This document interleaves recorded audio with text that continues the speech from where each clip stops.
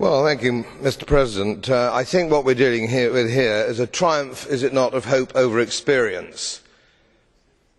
You're talking about things which aren't the problem. The problem that we have is a flawed banking system, a fractional reserve banking system, where bankers can lend money that they don't have. And if you go back in time to the United States in the 1850s, that was a capital offence. You could hang for that. Now we have this extraordinary situation where we've had regulation, lots of regulation. It's been the wrong sort of regulation, hasn't it? And so we've had another disaster. And none of this is actually going to save us from another disaster down the line.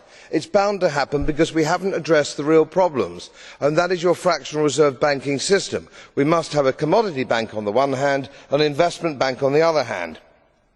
So, Commissioner, you talk about banks' ability to withstand shocks. Well, by this definition, by your definition, a shock is people turning up wanting their money back.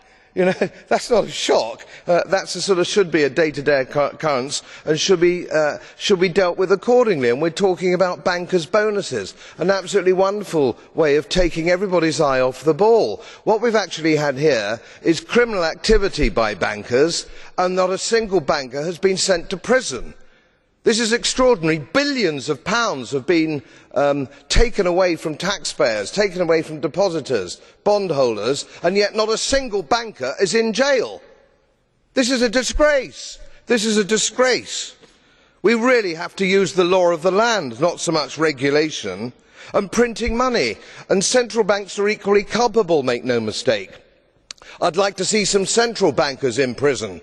And I call quantitative easing counterfeiting. Printing money is counterfeit. It's illegal. If a private citizen did it, they would go to jail. So let's look into our own hearts.